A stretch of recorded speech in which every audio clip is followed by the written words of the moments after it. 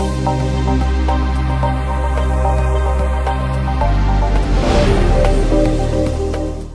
to the webinar organized by Entry India. Plan your company expansion in US. Kindly ensure your speaker volumes are turned up.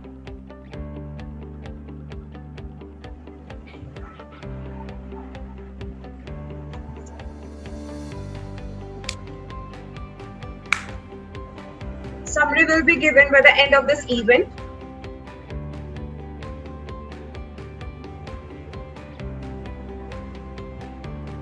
Any questions? Please submit your questions to the chat box only.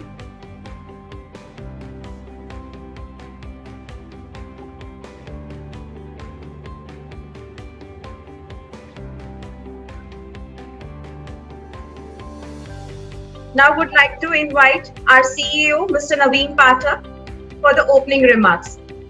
So over to you. Good evening, everyone. My name is Naveen Pathak, and I am CEO at Entry India. I welcome everyone to this webinar event. In the next 30 seconds, I'll introduce Entry India and the purpose behind this webinar. Well, Entry India's purpose or goal is essentially to connect the opportunities between India and the rest of the world. And what do I mean by that? That the foreign companies who have an interest in establishing their presence in India, launching their products in India, finding partners in India, finding joint venture partners in India. Example, I want to manufacture a oxygen respirator, for example, and I'm looking for a medical device company who can license the technology from me, and so that I can manufacture and distribute in India. That's what Entry India does. That's one way of going to India. And similarly, for the Indian companies, those who want to enter the American market, the US market, essentially for this webinar,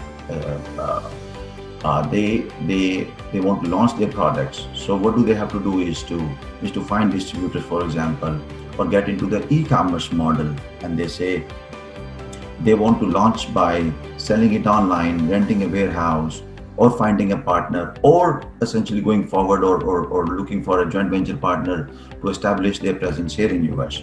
So that's what Entry India does.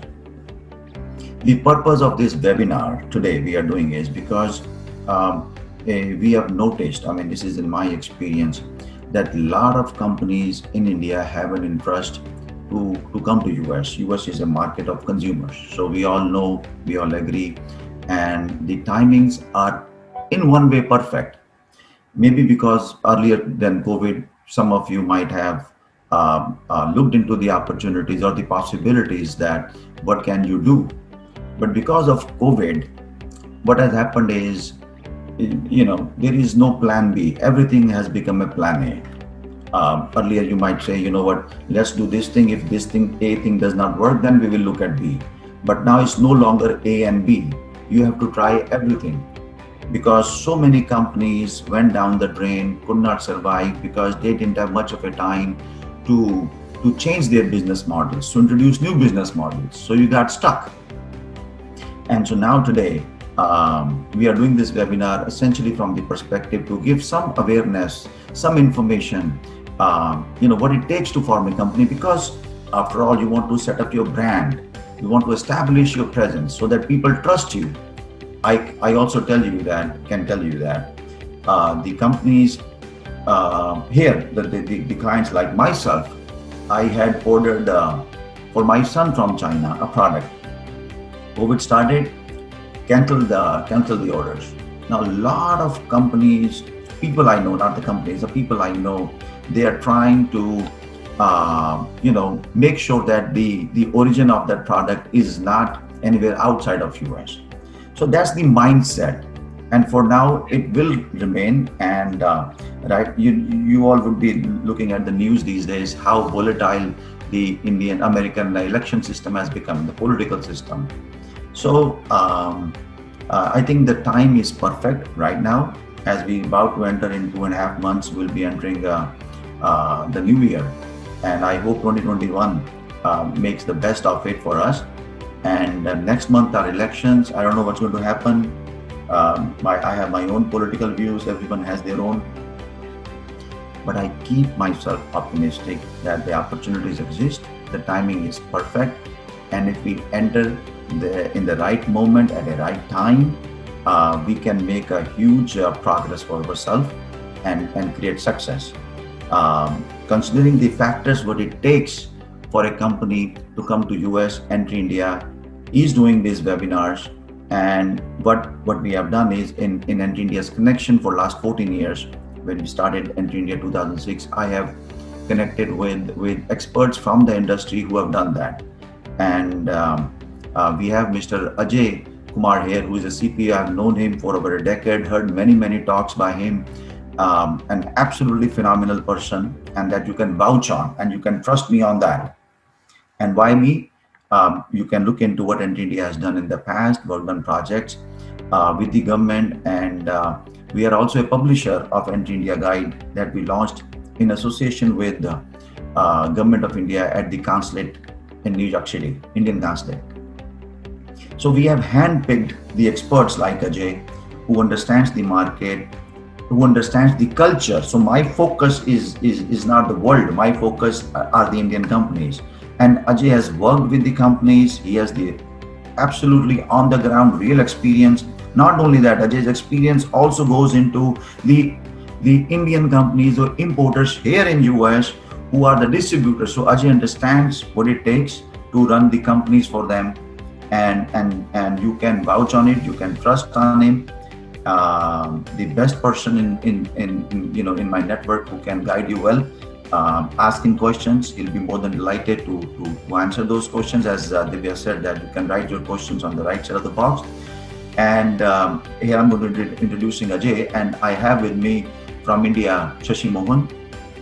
I have known again Shashi for over a decade now. He has worked with many companies in India and around the world, from Europe, from US, and he's an entrepreneur at heart also, because he loves to work with entrepreneurs. That's the beauty of it.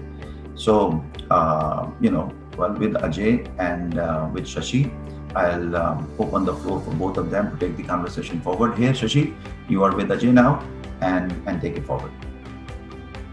Thank you, sir, for the introduction, and I welcome all again in our second talk on this topic, because we found that we got a number of queries and in past 1 month, and I can also say that we interacted with a number of entrepreneurs who are willing to do some or other thing in the US market.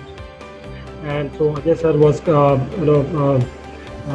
kind enough to take all those queries. We replied everybody, and hopefully we are also working with some of the entrepreneurs in helping it out their setup in US. And based on our experience, we thought to again do the same topic with a little bit more interactive session today, so that it will be beneficial for whosoever is participating. So basically, in last session, Mr. Ajay is, as Mr. Amin said, he's very seasoned professional. He's there in New Jersey and working with businesses locally as well as from India and other countries. One thing I would like to Indian perspective, that whenever we think of establishing a business in a market which is new to us, definitely we try to do a lot of R&D research and try to get information so that our setup there goes quite smoothly, and we get a very smooth landing over there, and we can also create it a success. So but one more thing is also important, that when we Google something, when we try to check that establish a company in US, you'll find n number of answers to those questions, and there are n number of service providers nowadays. The .com companies are there. They will tell you that they can register your company in XYZ amount in X, uh, but what happens that many of the entrepreneurs who have created something here in India, they do understand that you not only require a service agency overseas, but somebody who can handhold your business and answer the questions and go along with you. So that perspective we are trying to bring in, and that's why uh, Naveen sir said that we have very good relation with Mr. Ajay, and we know him since years. And so in that series again, I welcome Mr. Ajay, and I'll be there in throughout the show, and I'll try to take your questions as well as to Mr. Ajay, and we'll discuss on those topics so that no questions remains unanswered. Uh, if we are not able to answer something which is specific, you may still write us at intoindia.com. You can send here in the chat box. You can write your questions. So with this format, I think we'll try to cover the things in next 1 hour. So I again welcome everybody, and especially Mr. Ajay for his time. It's too early morning time there in US. So sir, Ajay sir, it's over to you, please. Thank you, Naveen. I appreciate that, and welcome everyone. We appreciate you joining at the seminar. We had a similar seminar last time, a few weeks ago, and after the seminar, when we got a lot of questions from a lot of viewers, we have tried to incorporate those questions. We have tried to answer those questions as well in this seminar. But again, if you have a question, this is your time. It's your opportunity. Please write those questions on the chat box. And if there is anything we can do for you, we are here to help. I work with Entry India only because I know they are going to be there. They have been there for years, 14 years as Naveen mentioned, and they are going to be there for you. So it's not a hit and run show. We are here to help, and we are here to answer all your questions during this time or later, whatever works with you. So I'll start with mentioning certain benefits, and I'm sure you are here on this presentation, so you have seen the benefit. You are aware of the benefits of having a company formed in US. So not only I'll talk about the benefits that are there for forming the company in US, we'll talk about what type of companies you should be starting. We'll talk about what does it mean, what does it include when you talk about business startup, what registrations are needed, how much does it cost. We'll talk about which state you should be registering if you do a Google search, and we'll talk about Google search as well. A lot of times you will find out that people are talking about Delaware, people are talking about Texas, people are talking about California to start the business. What's the pros and cons? What are the advantages, disadvantages of forming a company in a particular state?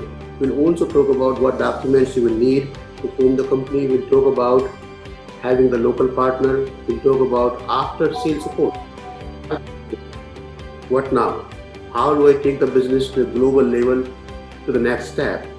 And after all these questions, discussions, we'll try to answer all your questions. So please, if you have any question, anything that I missed, write it on the text box and I'll get to it. So let's look at the benefits over here. So in order to have a US company, you have a successful Indian business. That's why you are here in the seminar. You need to take this business to a higher level. You want to make this business global. You want to have the global presence. You know, anything that you can sell in US will give you higher margin, much higher margin. You can find the local investors, angel investors. Where you have people in US, they will hesitate in investing into an Indian company, not knowing who do they go behind. But if you have a US presence, if you have a US based company, it gives them legitimacy. It gives them extra confidence that this is a US based company, and you will be able to find capital investor, angel investors if you have a company in US. If you intend to come to US, having a US company will allow you to have L1 visa. It's a executive transfer visa. The company ownership must be common, but having a US presence will allow you to have the L1 visa. You will also be allowed to bid on US government project, municipality project, state project. All these projects, US government is the biggest consumer, even in the US. You know, as Naveen mentioned, US is the land of consumers. Even in US itself, US government is the biggest consumer. The US government is not allowed by the law to give projects, business to companies that are not registered in US. By having the company registered in US, you can access a lot of new business, new projects. So that being said, there are a lot of benefits. The question is, how do I go about it? And there's a lot of confusion around it, a lot of complexity around it. That's why not a lot of companies are here, but there are some companies, and there is a process. Depending on which road you go to, the process could be cumbersome. But let's start with what type of companies you can start in US. So US government allows 5 types of companies, right from the proprietorship, partnership, LLC, S Corp and C Corp. When you have a foreign partner, only 2 types of structures are allowed. The other 3 structures, proprietorship, partnership, and the S Corp are not allowed for foreign partners. Only LLC and C Corp are allowed for foreign partners. And you say, well, which one is better? Well, they have their advantages and disadvantages. Meaning, depending on the situation that you are in, it may make sense for you to have an LLC or C Corp. All these structures, all the 5 structures have certain advantages. They are all good structures for somebody. Depending on your situation, it may make sense for you to have an LLC or C Corp. So at a high level, the difference is LLC is a flow-through entity. What it means is, let's say you made $100 profit in the LLC. The LLC by itself does not pay any taxes. The LLC, the $100 of profit flows into the owner's tax bracket, and the owners are typically, depending on situations, owners of the LLC are typically required to file the taxes in US. A C Corp pays taxes at the company level. In the same example, if you make one in a C Corp, the C Corp pays taxes, let's say $21. Right now the C Corp tax rate is flat 21%. But the owners of the C Corp, the shareholders of the C Corp are not required, are not mandated to file the taxes in the US. So depending again on your situation, it may make sense for you to have an LLC or C Corp. A lot of professional businesses, a lot of consulting companies typically in US are LLC or flow through. A lot of C Corp are companies where you have cost of goods sold, where you are selling the product, where the margins are thin. So in a typical professional company, margins are high, meaning for a doctor, for an attorney, for a CPA, for a CA, for an accountant, these people are selling their time. They're not selling the product. So in those cases, the margins are slightly higher than a C Corp where you are selling the jewelry or some craft where you are selling the material. So C Corps typically have lower margin than the LLC. But again, we can discuss your situation individually, separately, and help you decide what type of business would make sense for you, and then help you incorporate the business. Now let's talk about what does it mean to incorporate the business? What does it mean to form the business? What does it include? What are the registration requirements before you can actually start the business, actually start selling the product, start giving out the services? So all companies in US must register at the central level, or we call it federal level, and at the state level. These are the 2 government registrations that you have to start with. All companies, not that certain companies. Every company has to register at the state level and at the federal. Federal here means central government. let's say you are in say Delhi or Bombay or wherever you are, so you register at the state level and at the India level, meaning at the central level, at the high level and at the state level. After registering the business at the state level and the federal level, you need to register the business with the Department of Labor and the Department of Taxation. So, and that's done at the state level, the state tax registration we call it. What it includes is you are supposed to tell the government what kind of business you are in, what kind of taxes you are expecting to pay. Say if you are selling the product like artificial jewelry, you are expected to pay sales tax. Then you have to decide how frequently you need to pay the sales tax. Can you pay it monthly? Can you pay it quarterly? Can you pay it once a year?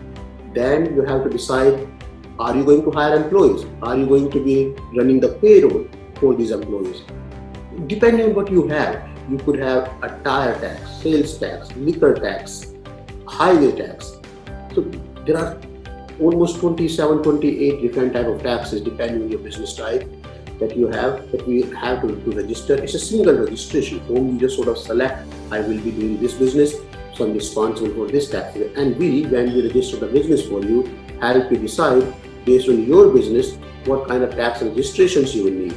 So first step is to decide if you want LLC or C Corp.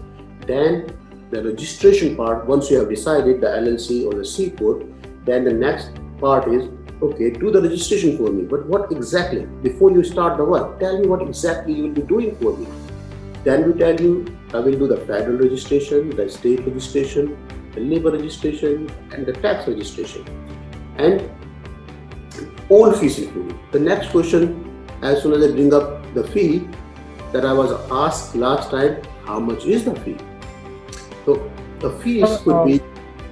Ajay sir, can we go to the previous slide? Previous slide. Okay, sir. Here, maybe from our understanding, can you tell what is the chronology? I mean, do we need to do the state incorporation first and federal registration will come? That's a great question. So for all businesses, state registration must be done first. And why is that? Every business has a unique name. If the business that, say, I have a company, Science CP Services, nobody else in the state can have the same name. So I must do the registration at the state level first before I go to the federal registration. But in other state, people can have that name? No, nobody can have the same name in the state. In a different state, people can have the name as long as they have taken a consent from me. Okay. Meaning, somebody is there in Delaware or Texas or California, they can always send a letter, hey, we are not your competitor, but we still believe in Sai Baba. Is it okay for us to have the name? As long as I don't mind it, they will be legally allowed to have the same name in that state, but not in New Jersey. Okay. And sir, this is also important that normally the businesses which are planned, suppose we it's very lean business, one just want their presence, and so apparently there may not be any employee as well. So in that case, does it also require to do this employer identification number? Yes, it's mandatory to have the employer identification number. So even if you don't have the payroll, but the government doesn't have a way to know which company is going to have the payroll or not. So there are 220 million companies over here. So unless you do the registration, as a part of the registration, it's your attestation. We tell the government, I'm a lean business. I'll be doing, let's say, for example, search engine optimization from India. I won't be having any employee in US. I won't be paying any sales tax. So it's your attestation, sort of tax registration, that will say no tax here, no tax here, no tax here, no tax here, no tax. It's your filing. So we are counting on you to tell us the whole story, the truth, and it's part of the registration. Based on what you are telling us, we'll tell you, okay, based on your filing, you are supposed to do this tax filing at this frequency, at the end of the year, at the end of the year.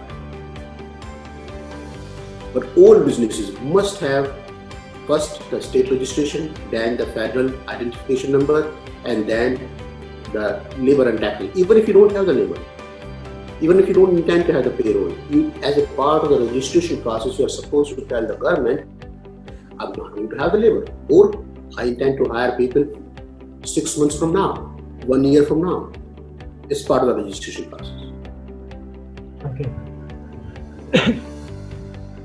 So, moving on, the next question that I'm asked is, which state should we do the registration for? So, as part of the registration process, you will need an address in the state. You must have a local US address to register your business in the state. So, think about it. And this, you can buy the virtual address, but buying the virtual address will cost you $40-50 a month, which can add up to a significant amount of money. So you need to find an address in the state where you have some connection, where you have a nexus. Let's say, for example, if you have a partner, a friend, you can use their address. We, as Entry India team, will be happy to provide our address for your business in New Jersey, free of cost. But I don't have offices in any other state. All my offices are in New Jersey only. So a lot of times, and take a huge step back, if there was one state that was clearly better than any other state, nobody will register business in any other state, but everybody from all the states will register business in that state. So when people are talking about Delaware, they are talking about public companies. In Delaware, under Chapter 11, when you have the bankruptcy, shareholders cannot be held responsible. But running business, doing business in Delaware is far more expensive than doing business in any other state. So there are pros and cons for each state. You need to find a state where you have nexus. Nexus here means where, for example, you will be doing business from, or, for example, you have a friend, you have a partner with their address. So you need to find a state where you have a nexus to register the business. We, as part of the Entry India team, are able to register your business anywhere in all the 50 states. I have also been asked what documents are needed to start the business. So you will need 2 picture IDs. It could be a copy of your passport, driver's license, and so we need to identify. We need to make sure that this is a real person, and this is the person who we are talking to. This is the person who is signing the document. 2 picture IDs. We need to verify your address, full name, date of birth, basic information. As far as the business is concerned, you will need name of the business, of course, but you will be doing purpose, one-line purpose of the business, and the address. So basically 3 things for the business: name, address, purpose, and 3 things on you: name, address, and date of birth. You don't really have to have a social security number. You don't really have to have a US partner to open the business. You can have the business 100% owned by a foreign entity. Now, I was also asked what other services, what other filings are needed. Okay, I have the business. What's my ongoing operational formalities? So depending on your business type, if you are selling a product, if you have the sales tax exposure, you may have to do the sales tax filing. But let's take a case study here. So we just recently, very recently, started a business for someone, and this person was trying. There was no partner in US for this person. This company was 100% owned by Indian citizens. It's a search engine optimization company. They do some website upgrade from India, or website designing, and a lot of search engine optimization work for them. We started this 100% foreign-owned business. Since they're not selling the product, SEO is all service-based business. They are not liable for any sales tax filing. They are not liable for any payroll tax filing because they don't have any labor. They don't have anybody in US. So their only filing obligation was their annual tax filing. Every company, even if you have no activity, zero activity, even if you did not open the bank account, you will still need to file an annual tax, and you still have to maintain an agent. So there are few things that every business must have, and then there are other things that will depend on the type of business you have. Say agent service. Agent service means somebody in US local will have to say, I'm responsible for this company's connection. So if the state or the federal government wants to send you a notice, you want to see where to send this notice. And let's say if we are providing an agent service, which we are happy to provide agent service, again, all my offices are in New Jersey. If somebody is starting a business in New Jersey, we'll be happy to provide them the free address service, free agent service, just to make sure you can put them on their feet so they can start selling. Every company has to have an annual tax filing, and every company has to have an address, a local address in US. So local address, agent service, annual tax filing. Annual tax filing means... Sorry, before you proceed, a lot of questions comes on the ownership, because it's very important that whosoever is planning to start business would like to know this question more frequently, that how about ownership? Can Indian resident person or can he keep 100% ownership with himself? You talked about the partnership, that no local partners required. If you can throw some light on this. Absolutely, Sashi. So when I said the no local US partner needed, I meant to say you don't really have to have somebody in US to become your partner to start the business. You can start the business 100% owned by Indian citizen or from any citizen. But please understand, when you have a local US partner, even at 1%, even at 2%, 5%, your filing obligations are much lesser. Your cost is much lower. When you don't have a local US partner, the scrutiny by the government is higher. So you will have the business formation will cost you more. The tax filing will cost you more. So say for the same transaction level, let's say if you only made $100 and you only had 100 transactions in the whole year, if you have a local US partner, annual tax filing fees will be few $100s. If you don't have a local US partner, your annual filing fees could be $1,000. Meaning, if you have a local US partner, your tax return will be 30 pages. If you don't have a local US partner, your tax return will be 70 pages. Meaning the scrutiny is slightly higher. Take another example. If you have a local US partner, it takes you 2 to 3 days to open the business. 2 to 3 days. If you don't have a local US partner, if company is 100% owned by a foreigner, and it's allowed, you are allowed to have 100% foreign ownership in this country, but it will take 2 to 3 months to start the business for you, to complete these formalities for you. Thank you, sir. Any other question before I put it? Yes, I mean, initially Mr. Satish Menon asked, and I think he said that he got clarification as well from. So before we move to the operational side, that what the requirements on the starting side, starting only the setting up. So we discussed about the ownership, about the address, about the other requirements, and the states as well. You said that which states one should decide. Other thing, the next question comes about the different legal structures available over there: INC, S corp, C corp, or LLC. So, if you, I mean, though this topic is like, if you can simply summarize that, for all the formats available, so that we can understand which is fit for which kind of business and which sort of entrepreneur. Absolutely, my pleasure.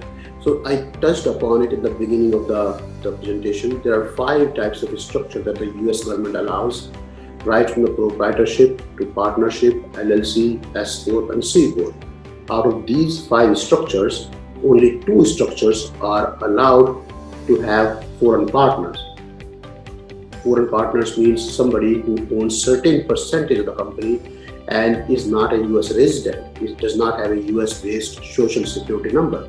So those two structures are LLC and C Corp. Depending on your type of business, depending on what situation you are in, depending on if you have a US partner or not, we help you decide if LLC makes sense or C Corp makes sense.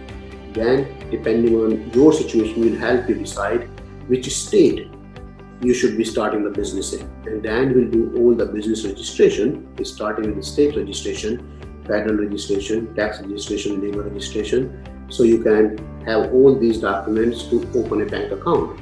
Going back to the last question, Sashi, do you have to have a US partner? If you have a US partner, you can open the bank account in any bank in the US. Citibank, TD Bank, Chase Bank, Bank of America, any bank. If you don't have a US partner, a lot of larger banks, bigger banks, wouldn't take your account. You have to go through a smaller second tier bank, a lot of online bank, discover.com. There are a lot of banks out there that you can do a Google search. The point is, if you don't have a US partner, and you don't need to, it's not mandatory. It's not mandatory for you to have somebody in US as your partner. You can have the company 100% owned by a foreign citizen, an Indian citizen, but the scrutiny is slightly higher. So Ajay, I have a question. Since last week we have talked to, from our last webinar also, a lot of people asked this question that I got a query from someone. He says that I am in the export business. I want to export it to New Jersey because that's they have a port and it's easy access to a lot of Indian clients, for example. But then they have, they can, they know someone in Atlanta. They have a family in Atlanta that who can be their representative agent, RA, right, registered agent. So now, can they open a company in Atlanta and do business in the state of New Jersey? And if so, then how the taxation works? That's a great question, Parnavi. Thank you for bringing it up. I should have clarified it earlier. So once you register a business in any state in US, you are allowed to do business in all the 50 states. So you can register the business in Atlanta or New Jersey, and then you can sell your jewelry or whatever you're selling online. Or you have the search engine optimization. You're trying to upgrade the website, or you're trying to sell the furniture. Whatever you're selling, you're not limited to sell your product in that state only. You can register the business in one state and sell your product, your services in all the 50 states. Now let's talk about how the taxation works over here. You must file the federal tax. See, when we talked about the business startup, we talked about the federal tax, federal registration, meaning the central government registration, and we talked about the state registration. So you must file the tax at federal level, and you must file the tax at the state of incorporation. Then all other states are looking at the nexus. Say, for example, if your business is registered in Atlanta, but you have a physical warehouse in New Jersey, you will be required to file taxes in Atlanta and New Jersey, depending on what income you have in Atlanta and New Jersey. There is no double taxation. Let's say you made $100 in your business. So you federal tax, meaning the central government tax, is at $100. The state will say, out of this $100, how much is made in Atlanta and how much is made in New Jersey.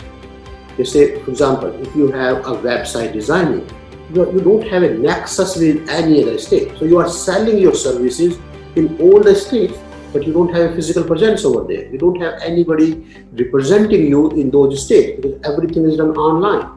In that case, you file the taxes at the central level, federal government level, and at the state of incorporation.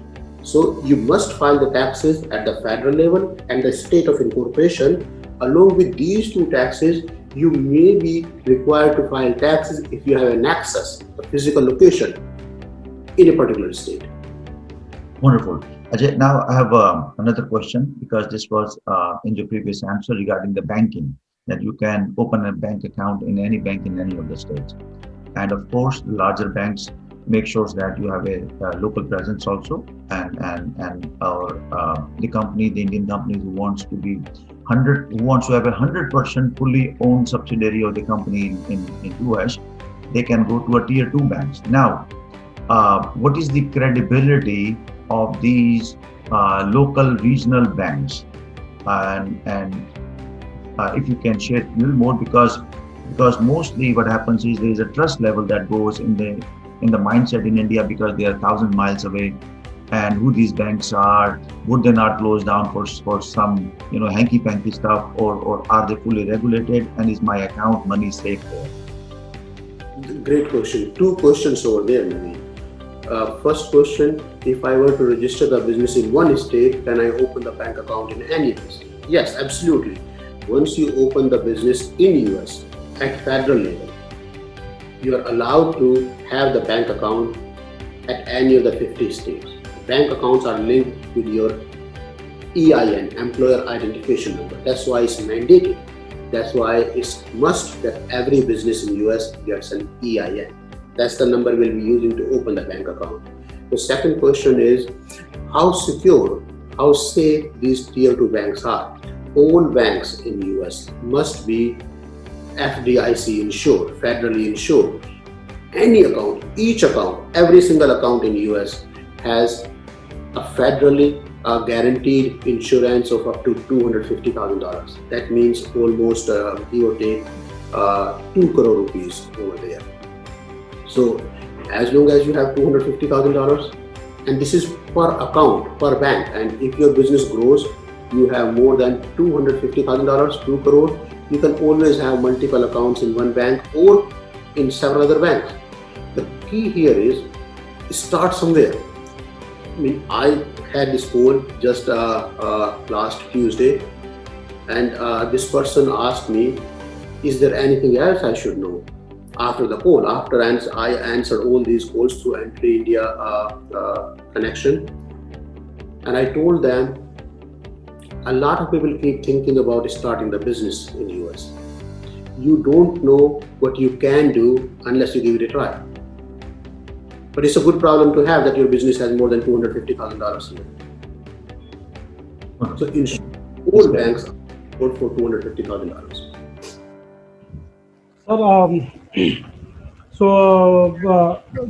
This another question that I also got it from one of my colleagues. So he's asking about the minimum capital contribution. Is it something that required to open a company over there?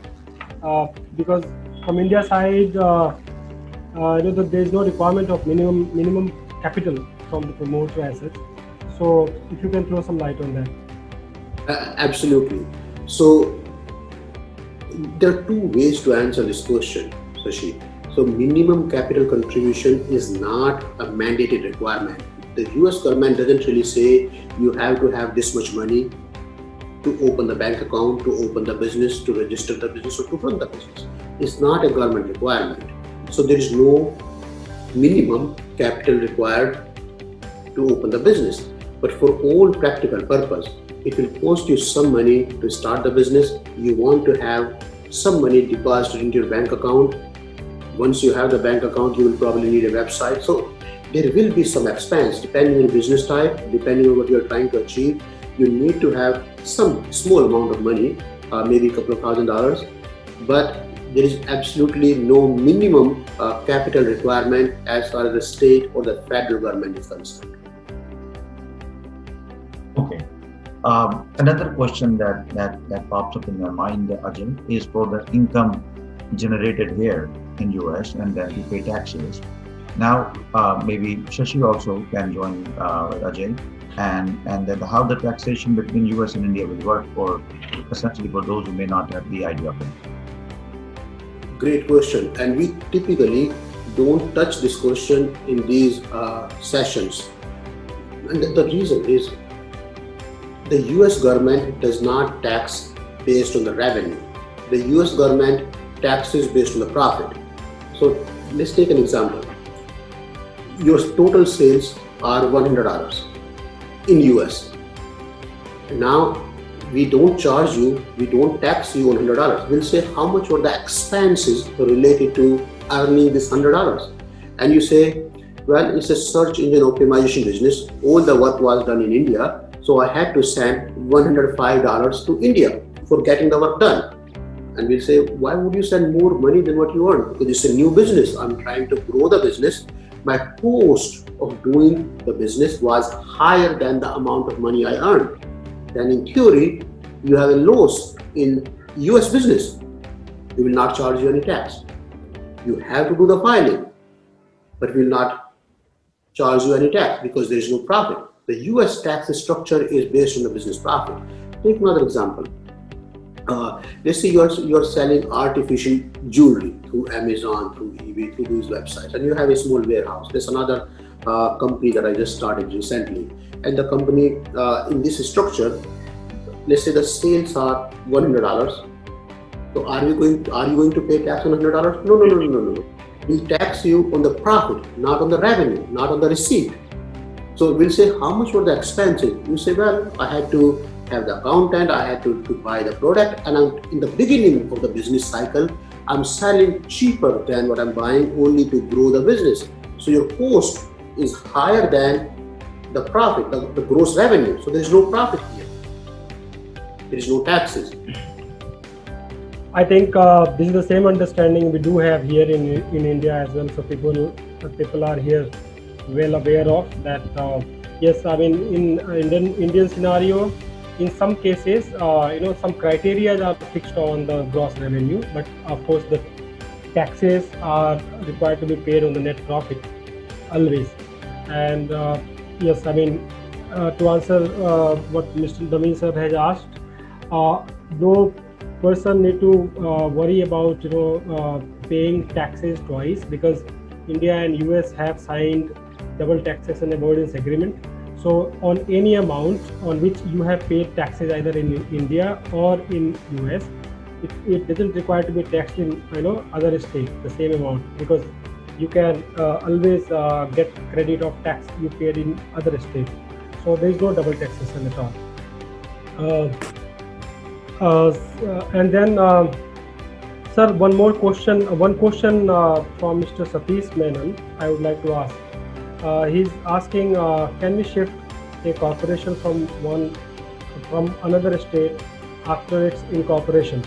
And before you start answering this, the situation here in India side is that if you incorporate a company in one state of India, yes, you can transfer it to another state, the registered office, I mean to say that where you incorporated.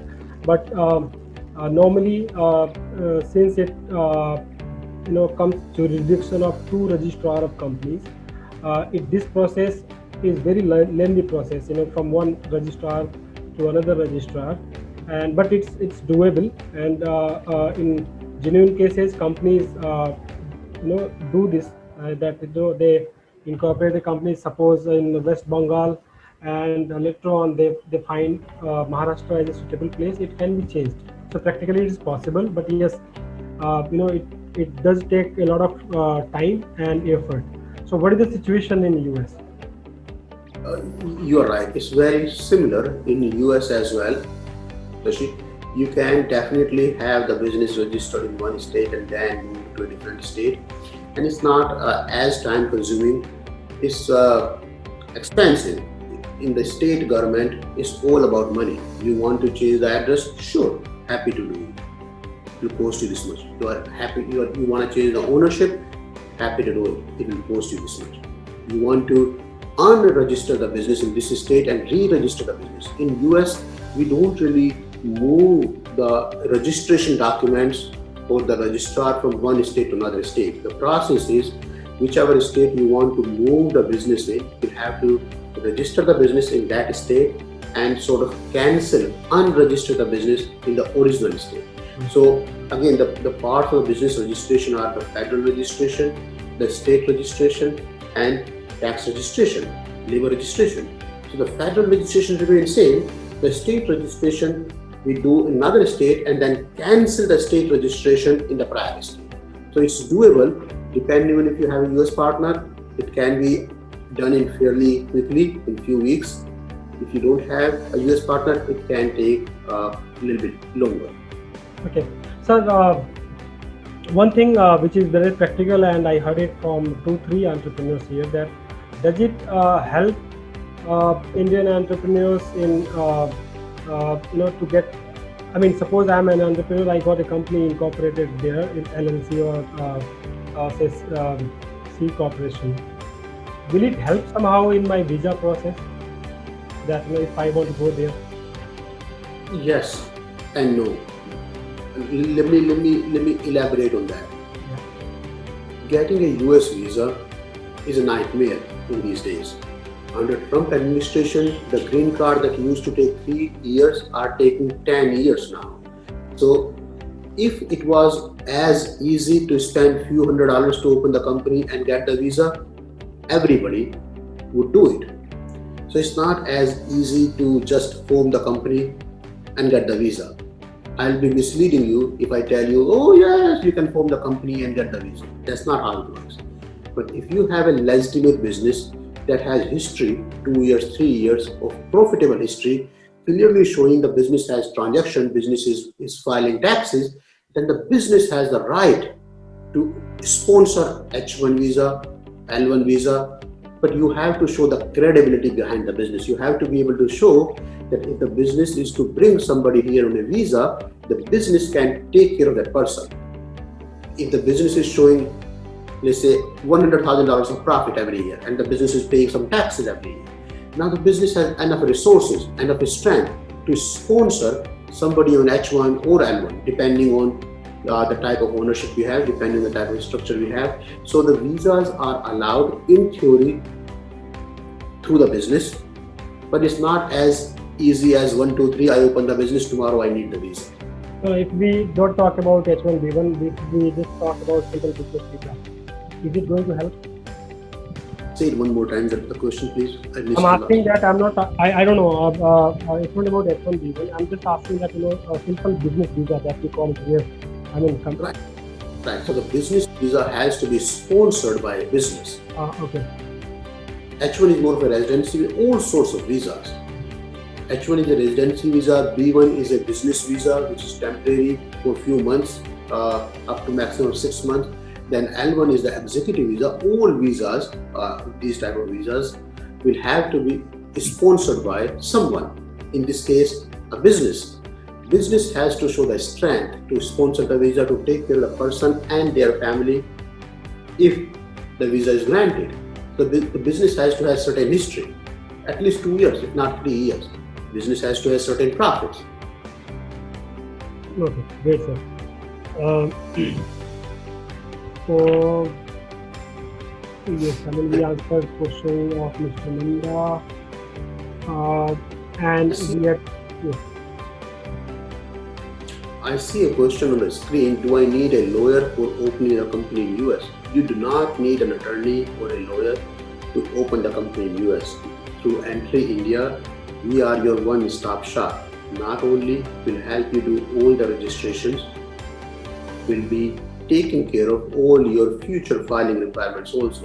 And that remotely, I meant to talk about bait and switch kind of situation over here. If you do a Google search, you will find a lot of people, a lot of scammers trying to convince you we can open the company. There is no phone number over there. You can't find those people. So before you go for the foreign registration, before you decide to go globally, you want to find out who is your global partner. Are they available? See, you are going in a new territory. You are going in a new era, new area where you don't really know how things are going to work. This whole relationship is not going to stop just by forming the business. You will need somebody who can guide you with the bank account. You will need somebody who can guide you with all these warehouse formalities. Depending on what type of business you have, you will need somebody who can do the hand holding throughout the year. tell you what requirements are there, what filings are needed, and then help you complete those filings. So be very careful. Like anything else, you don't want to be responding to a scam call or a scam message where you don't really see the face behind the number. Yes, I must add that from our experience that the banks are. I mean, we discussed about banks, that which are the good banks, and in my experience, I know people from here that they usually open bank account with some Cayman Island bank where I don't know, they also get merchant banking, and suddenly those banks stop you operating your account, and then your money gets stuck there, which you can never recover. So a lot of people have also lost money on this account. So this is our advice that whenever, if you have transactions, if you want to really do it in a structured manner, then of course there is always a legitimate way, which is not difficult, which is easy and practical, and can also help you for the your future. So I think, sir, we discussed about okay.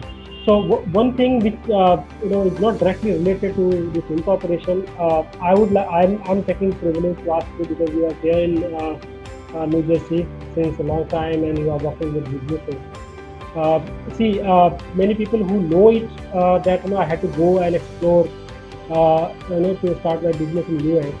Other categories are that they are already doing some or other businesses in the market, and or some or other arrangement, and they want really to establish now in order to save cost and make the things straight. If I would ask you from your experience to suggest, what kind of companies basically from Indian side should look US market.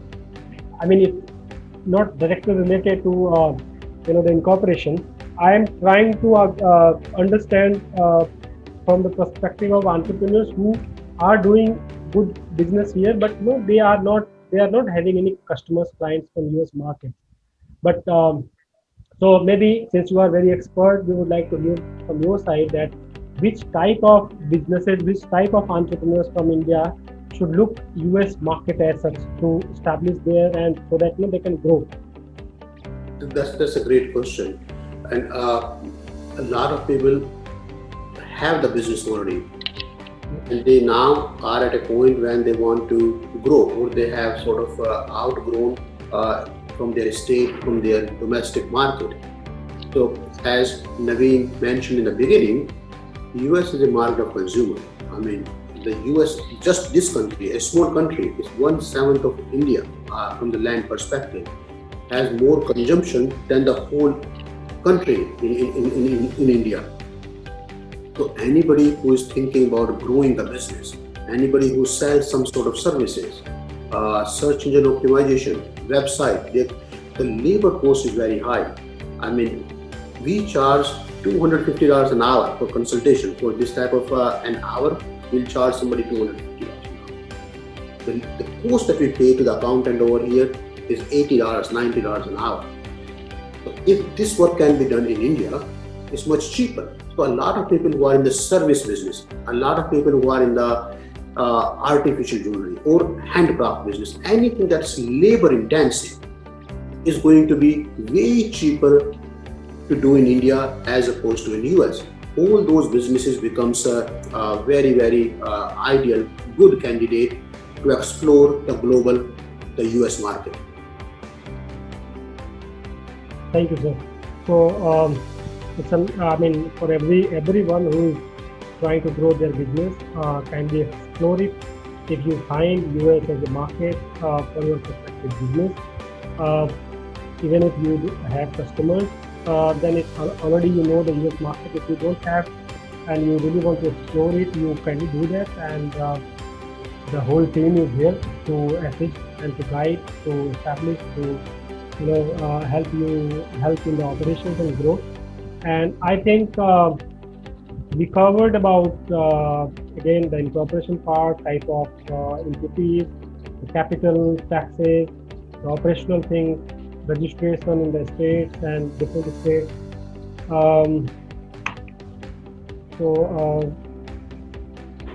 I see another question over here. Do I have to travel to US to open the bank account? No, you do not have to travel to US to open the bank account. It's not mandatory for you to be physically present here to open the bank account. The next question I see, can the Indian firm buy assets in US? Yes. Once you have started the business, once you have formed the business in US, you are allowed to buy the assets under that business. The Indian firm, I'm not sure what the question meant here, but if you haven't formed the business in US, if you are a foreign entity, then you're not allowed to buy the assets in US. Meaning the Indian firm, unless you have registered a subsidiary or a company or another business in US, is not directly allowed to buy the assets in US. But if you form a company, you can buy the assets under that. The next question is, can I work for my business in US if I'm not a US? Yes, you can definitely work for your business, and the business, as we discussed earlier, can sponsor the visa for you as long as business can substantiate that you are needed over here and the business can afford, business has enough resources to bring you here. Okay, so I guess, Shashi, any more questions that from the participants? Yes, I think we have answered, and we have to. I think Mr. Nanda is already, he's joined it again. So I think, sir, it was really wonderful again today to talk on this very important topic. I guess we have covered the things, and basically what happens that when we start, because we understand that every business is unique, and when we start talking to entrepreneurs, there are issues that on what all the questions that on what scale they want to incorporate, and what is their business need to go to US, and how exactly they are willing to structure it, and then we guide on. I think that is more important, that you come out with your questions and you that what exactly you want to do from objective side, from operational side, and what kind of resources that would you require.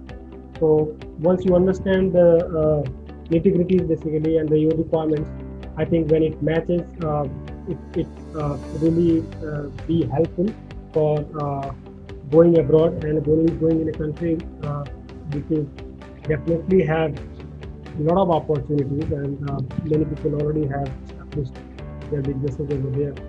And so, and I think that I am again thanking INT India for conducting this kind of practical seminars, wherein we talked on these case studies and practical questions, real questions basically, from an expert who is into this business for years. So I think I would request that you kindly continue with this kind of webinars frequently, so that we can answer and we can help whosoever is trying to do business cross border. And thank you again, all the team, Anjali, Vidya, Ajay sir, Naveen sir, if you want to say something. Sure. I mean, thank you, Ajay. This was phenomenal. You have answered almost every pertinent or important question that is necessary for any foreign entity, and especially we are focused on India, for an Indian company who wants to enter the US market. And this is the first step, the mandatory step. It's a branding, it's a trust. I strongly believe in one thing. You will listen to me if you like me. You will do business with me if you trust me. The idea here is to build trust, and you can vouch. You want someone on your side. Don't just plunge because today you got up in the morning and you feel like it. Here you have an expert. You can talk who you heard today, and from the horse's mouth. I can tell you that the opportunities knock every second. It is for us to see and to realize on those opportunities. They don't come to you, they're always there. And it is a very opportune time right now. I mean, I'm not saying that with the COVID-19, what we cannot change, we cannot change. What is there, we have to make the best of it. With that, I invite all of you to start this journey, to look into the opportunities and connect with us, and we'll be able to assist you in whatever ways we can. And of course, Ajay is there, and that's your first baby step when you take and you establish your brand. Um, well, for those who are, I just want taking the liberty. You are exporters, and or you are distributors or importers, you're manufacturers, and you're looking to expand your horizons of business, not only in India but across, of course. So on India portal, there is a very special page that we have created for the companies who are looking for partners across the world, and that is ntIndia.com/projects. Anyone is allowed to post their projects free. When I say a project, it's not a project that I'm looking for a job. It's not a project that I'm looking for a buyer. It's a project that I'm a manufacturer.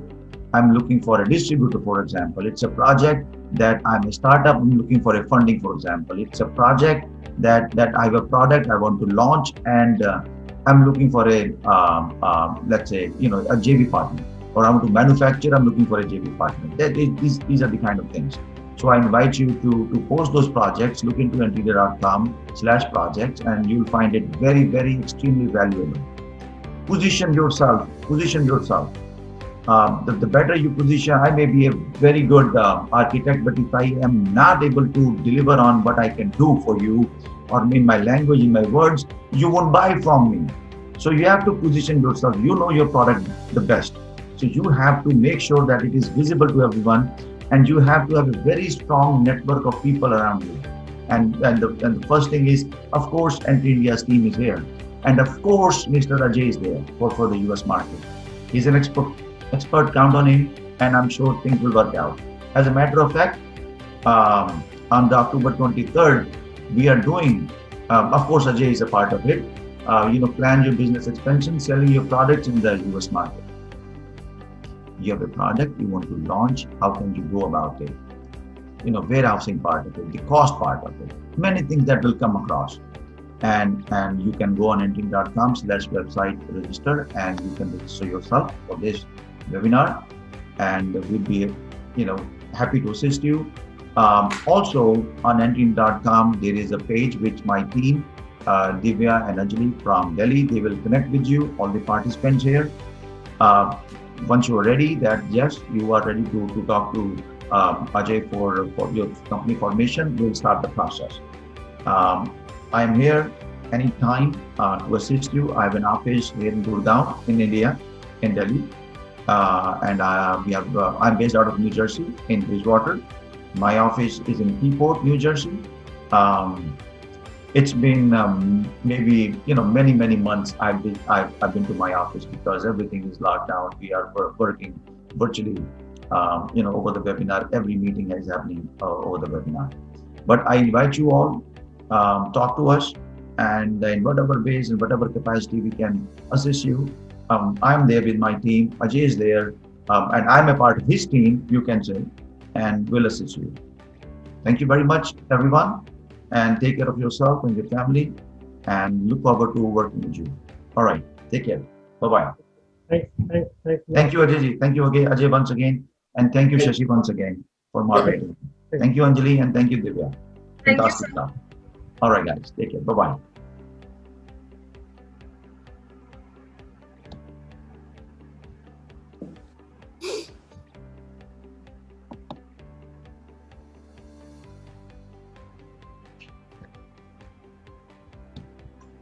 sir.